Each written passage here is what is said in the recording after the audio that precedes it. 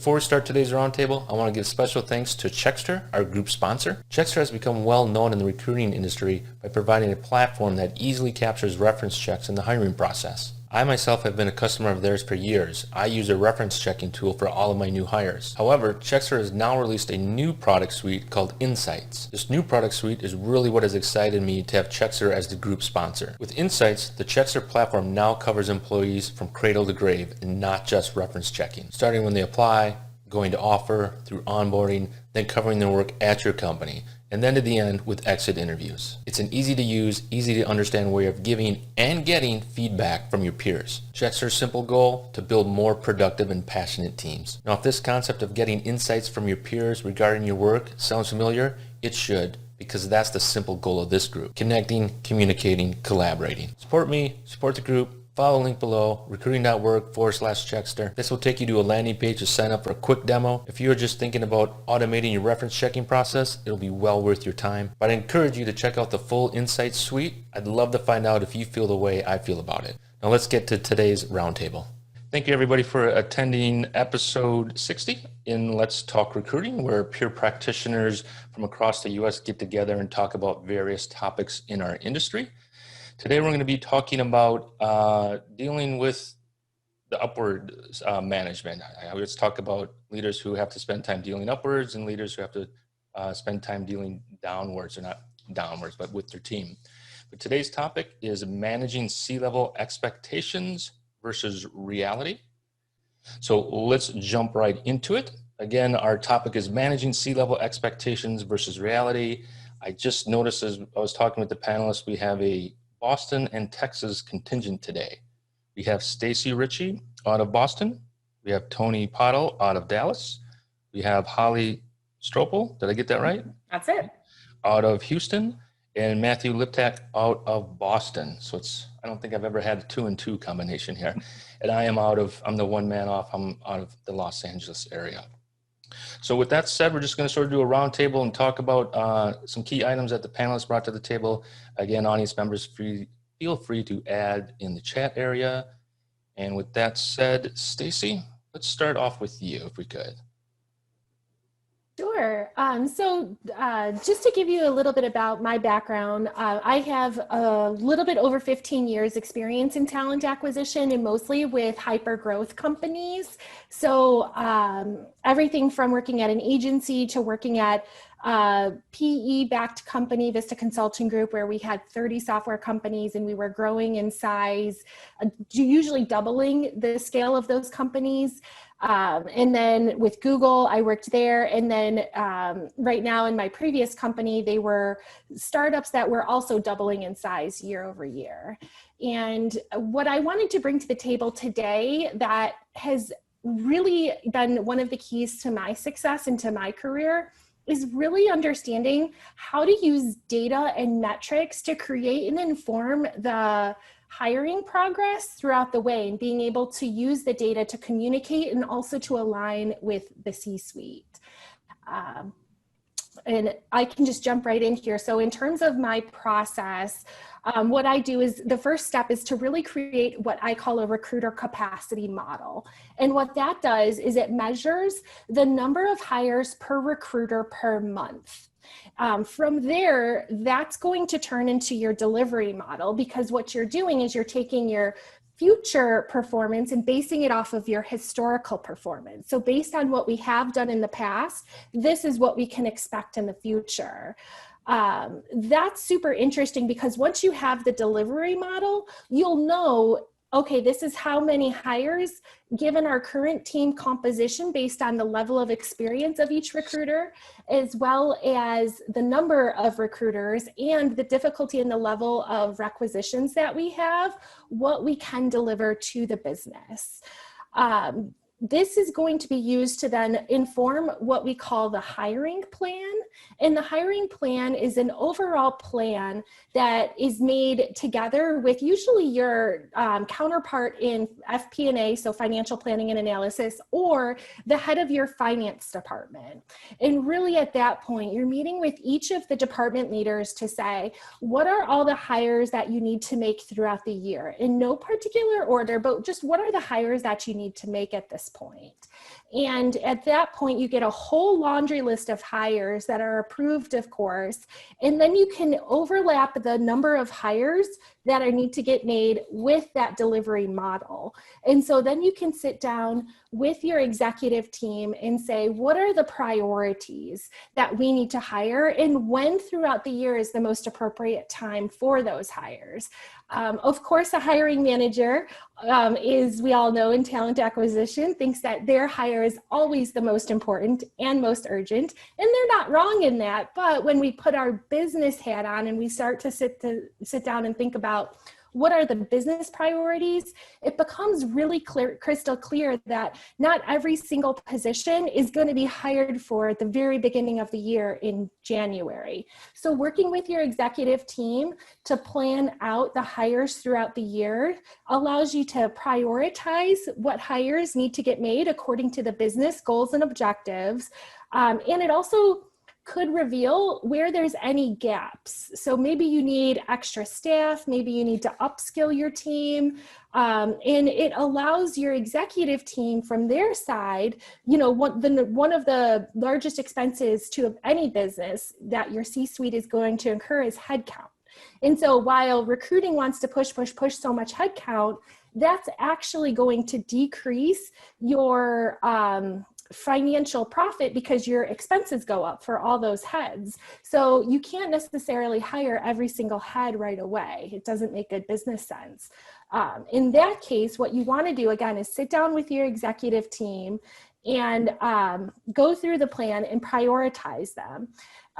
This is going to create that full alignment and make those conversations way easier. If somebody, one of your hiring managers, your department leaders is pushing you in Q1 to make a Q3 hire, that conversation is super easy to have at this point. And then the fourth thing you have to do is once you have the delivery model created that's prioritized and calendarized throughout the year, you start to track and report on progress proactively. So you can start to say, okay, what does actually this look like with regards to how is our hiring velocity trending? Are we running really hot in any areas that we need to calm down on and maybe slow the hiring progress? Or maybe we need to boost up our hiring efforts and supplement that. Also, having a plan, and I'm seeing the questions come in, is going to allow you to plan for that future attrition and turnover in the sense of, hey, we know that this particular position, you can work with your human resource business partners, your HRBPs, or your department leaders to say, hey, I think that there's going to be a potential attrition coming. Let me, as the talent acquisition leader, start to plan a bench already. So that way, when that attrition comes, I already have a bench of candidates ready to go. So what this hiring plan allows you to do is really turn from a reactive talent acquisition organization to here's this requisition, go fill it, to, hey, let me be super proactive. Let me measure my hiring progress to target. And let me be super proactive with attrition, building a bench even before it happens. And from the C-suite side, this is super valuable because it allows them to plan for expenses. For revenue generating roles, they can better predict what their revenue is going to be because you have the ramp up period for sales. You can build that into the model. You also, generally a best practice is to always have a bench of revenue generating candidates in those roles available, because when one of those revenue generating roles attrits the company, that does impact the bottom line. So the quicker you can get somebody right into seat to fill that backfill, it's going to provide for better business continuity. And it makes a lot of those conversations with the C-suite that much more effective because you're aligning and you're going on the same path as your C-suite partners. That's all excellent, Stacey. Thank you. Question for you, and it just came in the chat also, what I had in my mind. The tool, so you went through a lot of information, right, and a lot of planning. Yes. And you keep using the word conversation, right? Are you having conversations or presentations, or how are you delivering this knowledge that you have back to the leadership team?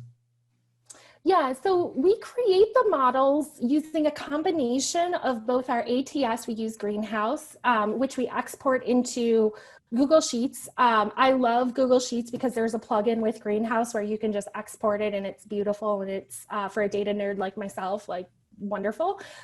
So you create the model in Google Sheets is what we use. And then what we do is we present back to the department leaders, and we create a unified hiring plan that's informed by Greenhouse as well. Greenhouse has this really awesome extension where you can just press like the refresh button on your Google Sheets, and you have all of the hiring managers working on it, and they can see exactly what the candidate funnel is at any given time, as well as the hiring progress. So you're tracking it. We use Google Sheets. So we're a Google shop. Like, we are straight up, we're an insurtech company. Everything in our world is Google.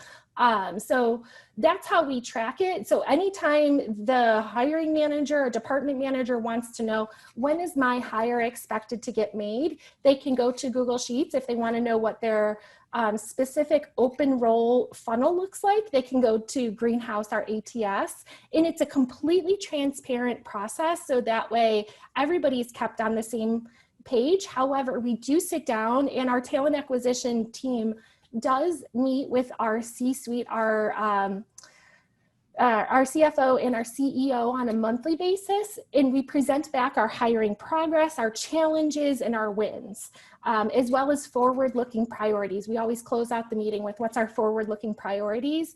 And so it's a little bit more of a formalized and structured process that we have here, but the reason why is because so to give you an example, we're just in hyper growth. I started in June. We were a 50-person company. We're now at 100 3 months later, and we're going to end close to like 120. So it's almost tripling in size in 6 months. So we need that constant alignment and that constant communication. When you're moving that fast, I was going to ask you, how hard is it to get, forecasted hiring, right? A lot of companies, it's hard to get or get it timely. Is that just sort of put on the board as a goal when you're moving that fast because it's just changing? How does that work when you're moving that quickly? Yeah, so you can't forecast every single hire, but when you do the forecasting exercise at the very beginning of the process, again, where you're sitting down and you're creating what that hiring plan is, that's when you're challenging the C-suite ultimately, but your business partners, and you're saying, hey, look, let's plan for the hires, knowing that there are going to be fluctuations up and down throughout the year. And as the plan progresses throughout the year, there are going to be certainly changes to that, but it gives you a target to track progress to. So you might have to do a reforecasting exercise quarterly, every 6 months, whatever business cycle works best for you. But what you want is something to track to, because you want to be able to track your progress. You can't track to something that's a constantly moving target. And Sean, I think the one thing that I would add on that is this is where relationships come in so important, because if you're seen as with your HR business partners and your leadership as a trusted advisor rather than an order taker of open requisitions, right, and filling jobs, you are on the front end of those changes. You don't have to wait till those quarterly meetings. You don't have to wait till those annual meetings. It's really around the HR business partner going, hey, we really need to grab TA in here because these changes are coming quickly and they're going to need to be on the front end of this. So this is where I kind of push the soft skills side of TA on my team to make sure that we're regularly interfacing with our business partners, with the C-suite, with our leadership team, to make sure that we have a trusted rapport so that we have a seat at the table as well. And to that point, talent acquisition is really all about momentum. And so if there's not there's always some changes in the business plan, but if there's not some really good thought into that, where you stop and then you start and you stop again, but expect the level to still be there, it gets very difficult, because you see it when something stops and then starts up again, it takes a while to get the momentum going again. We talked about this, Sean, in past panels. We just implemented here at my company the TA dashboard, and what leaders wanted was a glimpse and a high-level picture and a picture they could drill down even to the very minute detail of what the recruiting funnel looks like, what the diversity funnel looks like, what the source of hire looks like, the the time to fills, and we created on Power BI, and now it is feeding in from both the ATS and the HRIS, Workday and iSIMS, feeding in together information, and we're feeding it into that Power BI tool, and it's actually a movable type of tool that they can use to get a good picture, like Stacy mentioned, of the planning stages and what it looks like and how long things take and so forth. So it's a smart tool, and it's what they needed. Yeah, if you're looking for a tool to utilize for metrics for both inside of TA and the business, Power BI is by far the most sophisticated thing I've seen in the TA space. And it also gives the autonomy to the business and some accountability on the business to make sure that they're tracking as well. It's not always recruiters coming going, hey, we have a diversity issue. Hey, we have this many openings and it's taking X amount of time. There's really a good amount of accountability there, especially if you want to track and performance manage your recruiters. There's really, really good tools within that to be able to do it. Stacy, one more question for you around the planning and forecasting.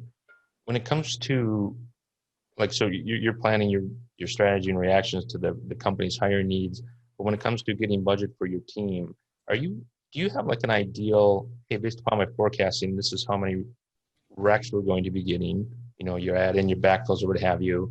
Do you have like a goal where I want my recruiters to have 15 recs, 20 recs, 25 recs max?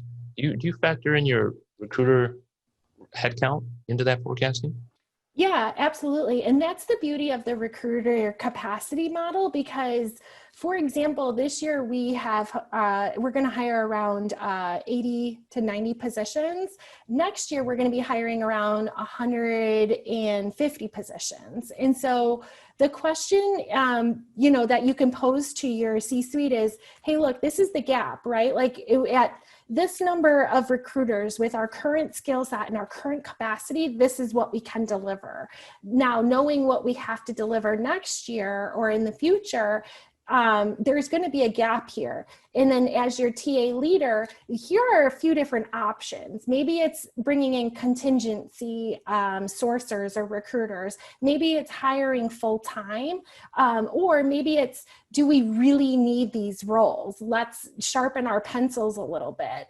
But that's the business conversation to have. And to Holly's point, working with those relationships and working and seen as a business partner really allows you as the TA leader to have those conversations in a way that informs the business on, here's the issue, here are a few suggestions, what do you, as the C-suite, what do you want, what direction do you think we should go in? And it opens up those conversations in a very dynamic and data-driven way.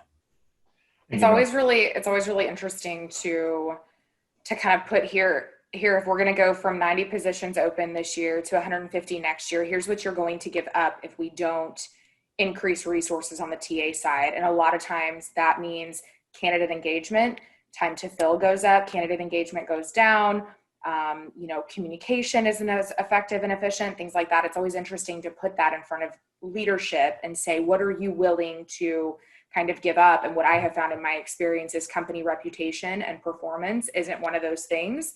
So you can typically kind of drive those decisions. And that's our chance to educate as well, because each position's different. If you've got frontline warehouse workers, you can probably give a lot more to a recruiter than if you got some challenging accounting positions or IT positions. So helping to educate the leadership, hey, and what does this mean? And I love your point, Holly. We have the challenges of the project management model. You've heard me talk about that again, Sean. We've got cost, we've got quality, and we've got time. You can have two of them. And whenever we're forced to, no, I want it all. I want good quality, I want it now, and I want to pay a low price. Everyone's going to fail. Tony, before we jump over to you, I just want to add a little side comment, getting around forecasting and reporting. And I would love to hear anybody else's efforts if they ever looked into it. In my research, and it's not vast, but in the research I've done, a rec load of 18 seems to be the tipping point with recruiters. Like aside from working in evergreen, high volume, lesser skilled rec, where you can get multiple fills on it, as soon as you hit more than 18 recs, that's where you start to see time to fill increase and the efficiency increase. But that 18 rec load seems to be the sweet spot for producing the most and the most efficient time. Love to see if anybody ever looked into that, but that's sort of what I found on my own. Let's jump over to, thank you very much, Stacy. That was really in-depth. Real quick question. I'm sorry before we do. You said you've done this sort of repeatedly. Do you have a playbook that you roll into each company with? I do. Yes. All right. Okay. I do. It's kind of my blueprint. Yeah, it works. No, I'm sorry if people start emailing you, can they get a copy? But in my mind, that makes sense. But I'm sure it's proprietary, so I'll leave it at that. Tony, let's jump over to you and your item. Yeah, thank you. Actually, I just want to segue off of what Stacey was talking about, and that is, as the trusted talent advisor, we're also expected to understand the business, the markets, the challenges within that market. What is the supply and demand, even what's going on as far as other economic conditions. So when we're talking about capacity hiring and things like that, that may inform where they're looking for these types of people. For example, in the LA market, I'm doing a lot of work there, Sean. There was a decision to do a lot of hiring near the Compton area. Well, that area, as you started to advertise out, people really did not want to go there to work. And so to expect that we can get 25 hires over a short period of time was very, very challenging. But then when we started to understand what they were looking for, it's like, well, these are mobile. So actually they're going to be working more on the North LA side, Burbank and all that. It's like, great, let's advertise there. All of a sudden we started to get some fills. So that's part of what we do, is understanding that market. Or here in the Dallas market, there is a lot of growth around the Frisco area, and that has put a huge demand on IT. And so there may be some need for decisions as far as, well, maybe we need to be looking for IT in other areas. Again, that trusted business advisor, we've got some great tools from Career Builder, supply and demand, and things like that. What are the companies coming in? Toyota came in, Amazon building a new warehouse here. All of those things play into what we can bring to that C-suite. Say, okay, here's some challenges to consider that may impact either that time to fill or the cost factor. Let's talk about that ahead of time. So that's one part that I believe is a little bit of a challenge, but our opportunity as talent advisors. The other thing is understanding the economics. For example, in one location, we're filling a lot of warehouse needs. Well, with the economic stimulus packages of $600, all of a sudden people did not want to take that, because they would make a lot less money working in a warehouse than just staying at home for unemployment. So we had to think that through and say, okay, what do we do as a team, rather than just keep expecting different results with that type of situation. Tony, is there like, so let's stay on point with like, hey, you're expanding into a new location, right? Mm-hmm. When going into those conversations with the C-level or the leadership team, are there like certain metrics or certain data points that, hey, you really need to know before you go into a conversation, such as unemployment rates or competitor presence? Are there like, hey, here's some must-haves before you go into that conversation? Is there anything like that? Yeah. Fortunately, data is much more accessible nowadays than it was before. But you hit on a couple of the key points. What are the other companies in the area hiring for that what we're looking for? Also, what is the residential density in that area? Because sometimes there's not a lot of people who live where we may be. They're going to have to commute, and sometimes the density is high. What's the crime rate in the area? So those are probably three factors I look at: competitor, supply, and really crime as well. Why the crime rate? Just to affect people wanting to work in that area? Exactly. Yep. Okay. And so that may be a need because that's where our location is, but understanding, okay, how does that play in? So we may have to do things such as signing bonuses or other types of things to attract people, and do different retention programs because we'll get turnover really quickly otherwise. Is it safe to say, and this goes to all panelists, is it safe to say that when a company is moving into a new location, that's going to be put on the TA's desk to come up with a plan? Yeah, it's usually TA, or if you have a talent attraction kind of brand team. At BP, we've got a talent attraction team who does a lot of that research for us, kind of puts together a package for us to use in terms of marketing, if you will. The other thing that they consider is if you look at individual candidates, whether or not they have younger children, will they need a good school system? A lot of times education is very important to candidates for their families. So a lot of times TA will be, or talent attraction will be responsible for looking into that as well, at least on our end. Yep. You know what's different about some of the technology that's out there as well, that I've used the artificial intelligence tools that are starting to come out now. They're emerging, that are attaching to ATSs, and they're doing a lot of what Tony's talking about, the analysis of the area, analyzing companies that may potentially go through layoffs, downsizing. These tools are actually starting to scrub the internet for the various pieces of news that's coming out and pull candidates in or pull that information in to give you that intelligence on the area and the companies and so forth. Yeah. Do you have any that stand out to you, Matt? AI tools that you think are getting there? I used previously, I think I talked about this before, I used a tool called Engage Talent. Now, they were required. They were a tool that was acquired, but they were a tool that basically gave us the market intelligence. When a hiring manager would say, target a certain company, we would go to that company and we can look in individual departments of that company to see who potentially may be at risk of leaving the company. And they would use that type of intelligence that they found and scrubbed. They had departments full of data scientists and so forth that would actually put together these algorithms. And it provided us with a lot of good market data. It wasn't as intelligent a tool at the time, and this was a couple of years ago, because it didn't, it provided us contact information and so forth, but it didn't give us enough, and it was a little bit harder to dig. But there are other tools that are starting to come out that we're seeing that are similar to that. So let me ask the panel this question. So AI tools, market analysis, the way the world is right now with like all the D&I influence, I'm sure you'll all be tasked with, especially going to a new location. I always sort of giggle, maybe that's a bad word, to see all the expectations that come back onto TA besides filling recs, right? It's so expanded. Like I'm an operations guy, so I moved into that operations world. It's just tools and systems. But you keep seeing, oh, you got to be a marketer, and you run events, and you got to do campus recruiting, and now we got true business analysis. Kind of hard to find information, I think. Even if there's tools grabbing it, it's still at the early stages. But is that a good thing or a bad thing that these expectations are coming back to the TA groups from the C-level? What are your thoughts on that?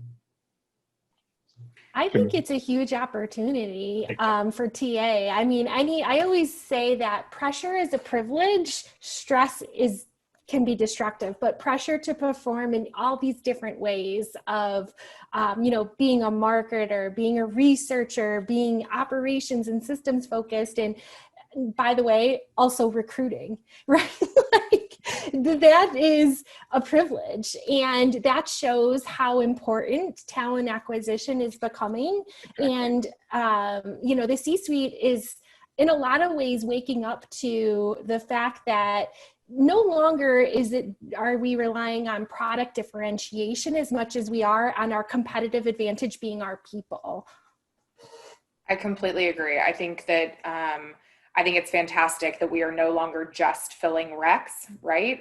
Because I know when I started like 12 years ago, that was my job, right? But as companies, and in my mind, it's Hurricane Katrina in the South, when it started happening where people cared about what the company was doing in the areas that they operate and things like that. And companies really rose to the top or they fell off, at least in the South. And so for me to have my team responsible for bringing people into the organization that are a good fit is a huge privilege. I think the challenge it brings is educating the C-suite on all the things that we do.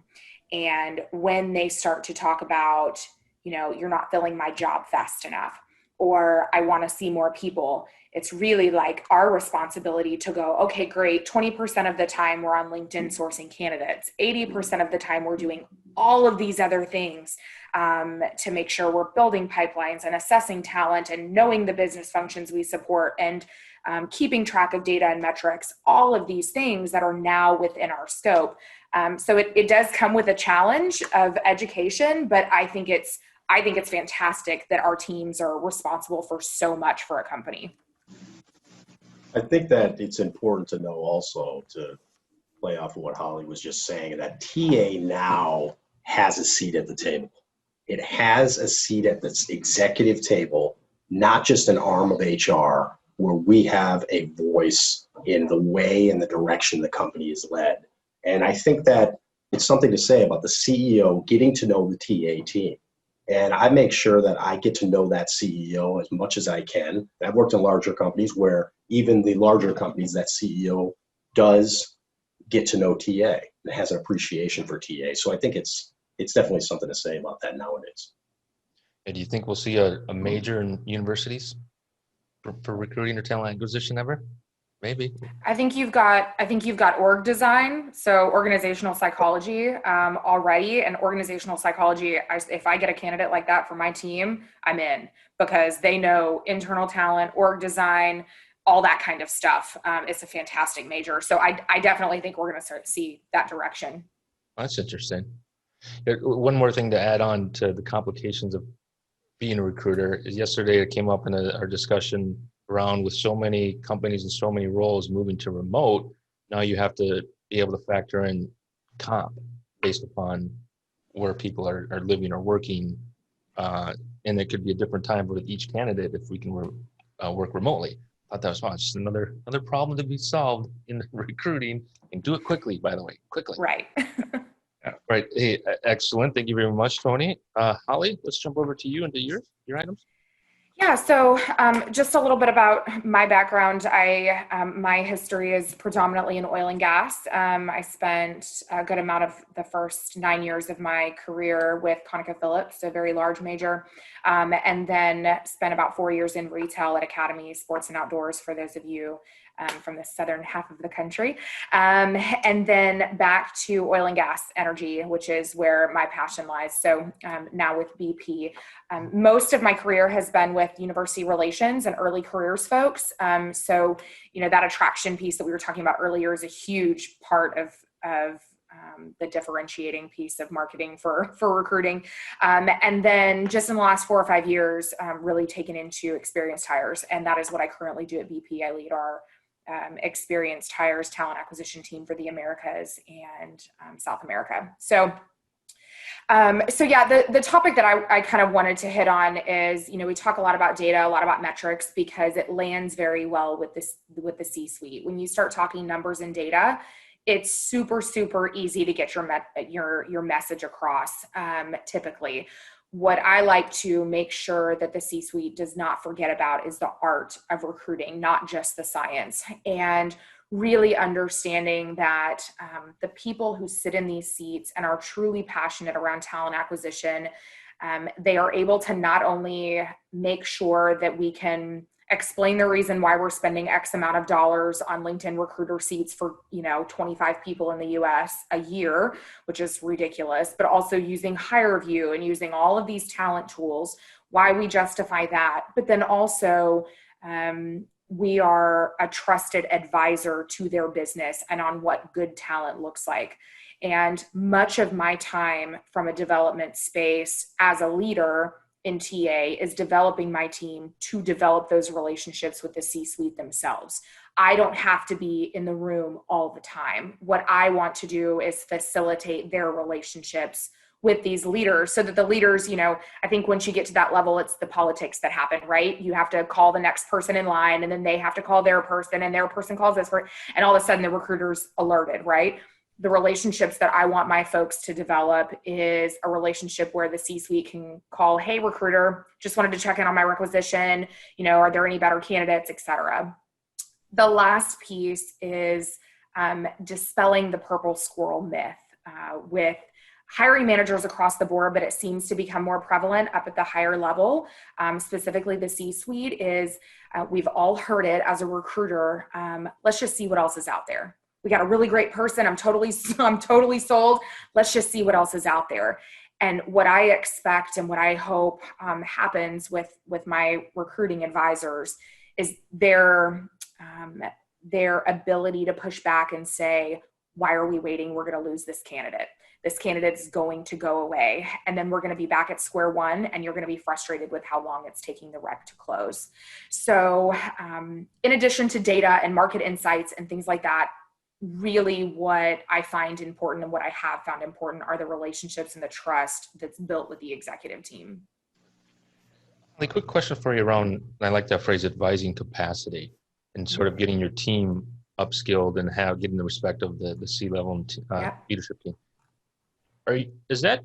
Do my opportunities for demonstrating my advising capacity, are those just in the one-on-one meetings or when we're talking about recs, or am I going into department meetings and speaking on behalf of the recruiting team at the whole department? Or is it more of a presentation versus a reaction to situations, or in addition? So I think it's both, right? And as a leader, I observe a lot of these just to make sure that I can coach. I'm not going to put one of my junior recruiters in front of an entire executive staff meeting for a department. I'm going to probably take that one on and bring her with me or him with me to make sure that they have exposure. But my ultimate goal is for them to be able to have those staff meetings. What I typically do, though, is start with the one-on-ones because that allows for a conversation, fully transparent conversation of, hey, I just took over. So what I like to do is if I put a recruiter in who was supporting accounting and finance and is now going to support, let's just say, upstream engineering, what I want to do is I want to set them up with meetings with all of their HR business partners across the business to learn more about that area of business and become more educated and confident. When they're confident, they'll go into a room with anyone. So it doesn't matter what their title is, right? So then by that time, they're feeling a little bit more confident. Then they can go in with that leader and go, here's what I know about your business. Here's what I've seen on the TA dashboard. Help me understand where your challenges are. I'm here to learn and to listen and ultimately bring you the best talent. So this, one more question for you. It kind of comes back to the broader topics, I think, around being more than just that recruiting, field and recs. Mm-hmm. Are we taking almost like a McKinsey, Deloitte consulting type approach to our C-level, or what? Because a lot of it sounds like what you would expect to see come from some expensive, top 4 consulting firm. Are we going in that direction also? I think it's probably more just from the seat that I sit in today. I think that is the service that we want to deliver. Right now, we don't have a ton of jobs open, right? Just because of the environment. We have the capacity to be more consultative, to have more meetings, et cetera. But I will tell you, a year ago, my recruiters each had 60 to 80 recs. And these are, right. I said that when I started, I was like, I'm sorry, you have how many? So when you were talking about tipping point at 18, my team would be like, oh my God, yes, please. But once we get into that space, that's why nailing down processes and understanding your systems and your metrics so well is that when you get into that higher requisition load, you're still able to be consultative because you're so good and efficient at everything else. But I think, to be honest, I think it's the hiring manager's expectation. I think they want to hear from us before they call us. They want us calling them. Hey, saw an open requisition come through Workday. You ready to chat about it? Can we have our strategy meeting? And the hiring manager is like, oh yeah, give me a few days. Instead of the hiring manager saying, hey, I saw a position 3 days ago. Can we have that meeting? The recruiting teams, the way I've trained my recruiters is that they can't be afraid to chime in with their opinion of, this is what I think of the candidate pool we currently have at hand and what I think of the process and the market data that I'm getting. They have to chime in and give that advising capacity, like Holly mentioned, less transactional, more advisor strategist.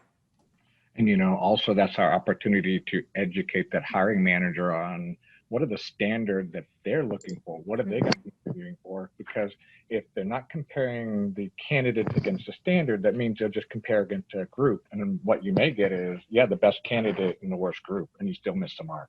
Yeah. And that's hard work. I think SLAs come in really helpful here with hiring managers and the C-suite. I think sometimes, to Matt's point, we don't necessarily sit in a room with the C-suite and feel like we can speak up.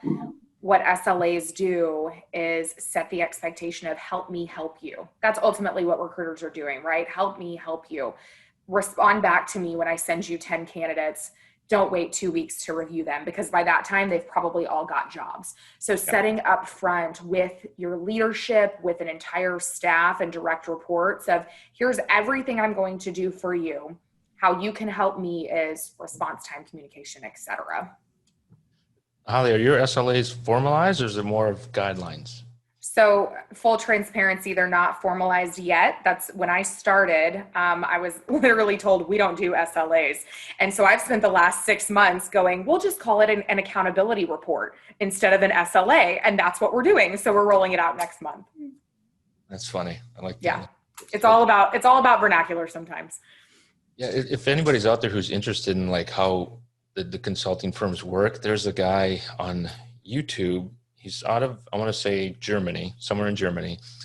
His YouTube channel is called Firm Learning. He's a former McKinsey guy that gives examples of how do the consultants at the Big Four consult. It's kind of interesting if you're into that stuff, but it's some pretty good examples. But he gets into dashboarding. This is a couple of videos I saw, was how to deliver that information in a way that the C-level wants, all the way from what charts to use. So sort of interesting. All right. Thank you very much. And anybody last things to add on to what Holly was saying? All right, Matt, let's jump over to you and to your item. Yeah, so today I want to talk about, and I've been in some startups and smaller tech companies, so I'm coming from more of the tech side of things, with hyper growth companies like Stacy had mentioned, companies that are bare bone coming in where the CEO doesn't really know anything about talent or what the company needs in the position of talent, to come in and advise the CEO of putting in more robust technical tools to help the recruiters find the talent for the company. Newer ATSs with abilities for sourcing, more talent pool type of CRMs and so forth, maybe more artificial intelligence tools, maybe new tools for maybe automating the reference checking process, new background checking tools, all kinds of new and more robust technical tools that maybe a CEO didn't think about the fact that they had to invest in those types of tools. And a lot of CEOs that I've advised think they really can do business of finding great talent with very bare bone type of technical tools, and it just doesn't work. I've had to implement new ATSs, new HRIS type systems that talk to each other, communicate, new systems to source candidates. There's just all sorts of tools that recruiters need to be armed with to find the right talent. And I think a lot of the C-suite miss that factor. And I think it comes to TA and the leadership in TA to advise the C-suite in order to capture what we're looking for, how we're going to find it, and what tools we're going to need to find it. So I think that's a big factor that get a lot of pushback on, but in the end it works. And if they give an open-ended budget or give a structured budget to TA where we can spend money as we see fit, I put in place some good tools that helped out. One metric that I always see when it comes to budget, Matt, is when a recruiting team comes in and does real good outbound recruiting, right, where they don't have to go out to third-party search firm, is they'll track, hey, last year's search firm spend versus the savings we did this year by doing it with our team. You ever take that number and say, hey, since I saved you, $1 million, give me 400 of that back in my budget? You ever use that savings and search firm as a... Definitely. I mean, you can show the cost analysis like we talked about with the TA dashboard, like Holly was mentioning. The TA dashboard showing the metrics of how much money's saved by not going outsourced to different vendors, retained searches. You can show the cost savings and then put that back in the TA budget. And I think a lot of the C-suite need to understand and be educated on how much it does cost to outsource or not have a talent team in place internally, and having an outsourced or retained searches and so forth, search firms, third-party contingent firms, taking that money, putting it back in TA and investing in the talent side of things.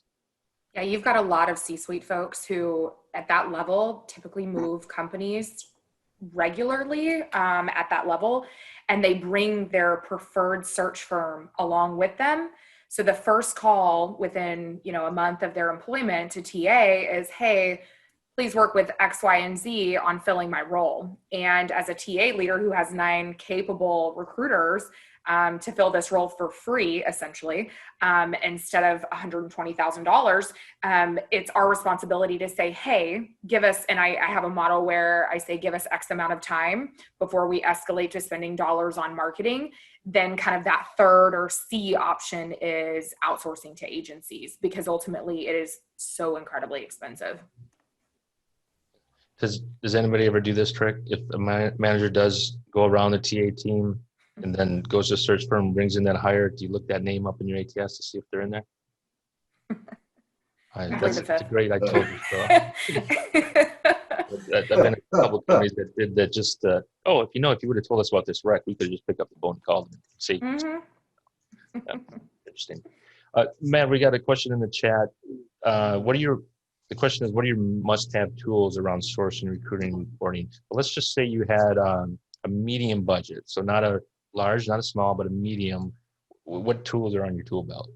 I think I would look for an all-around robust ATS that has all the bells and whistles that can draw in candidates, create the talent pools, maybe has a sourcing feature, and also has maybe a nurturing feature and a marketing type CRM type feature that you can feed back out to the candidates, messaging on what roles are coming open.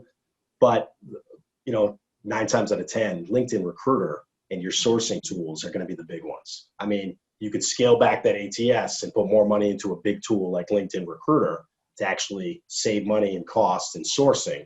The sourcing tool is going to be big, but start out, if I'm building the building blocks of the talent team, you want to get a good ATS, because I've used some bare bone ATSs in companies that don't have any money, or spreadsheets for that matter, right. Excel spreadsheets.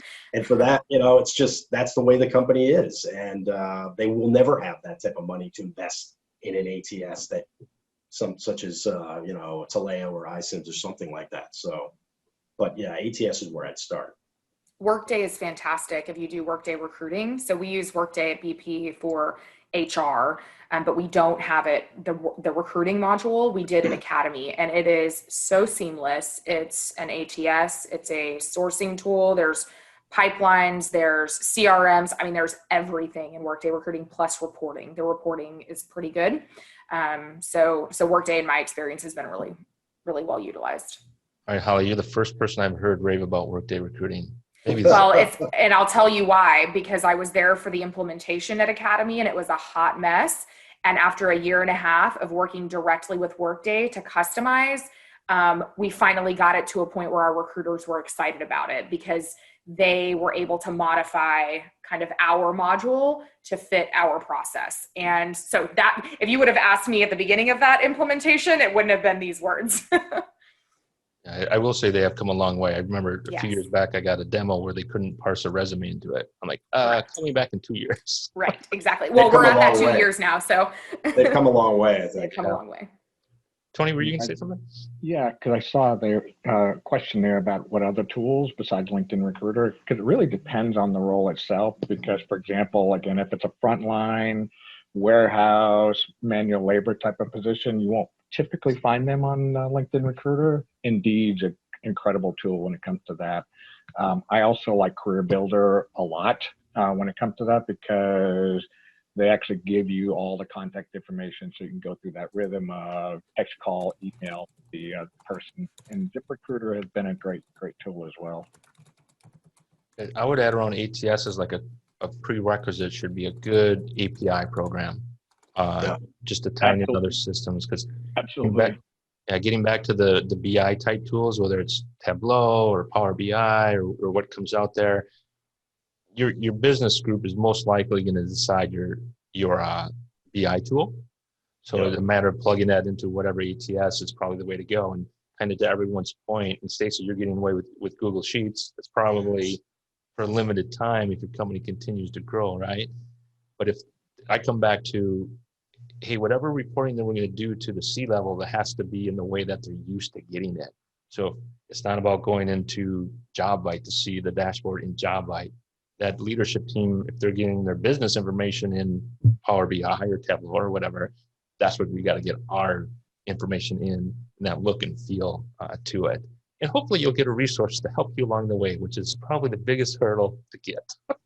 We were going to look outside when we were building this TA dashboard. We looked at outside. There's third-party tools that actually do this and feed APIs into their tool. But we used our own internal data analysis and data analysts that built the tool on Power BI, and now we feed it in ourselves, and it saved us some money there. Is that analyst on the TA team or in the on the HR team? HR? Okay, and nice. he actually built it out for us and works closely with us. But eventually, what we would like to get on our side on the TA team is our own data analyst, operations person, that sort of thing.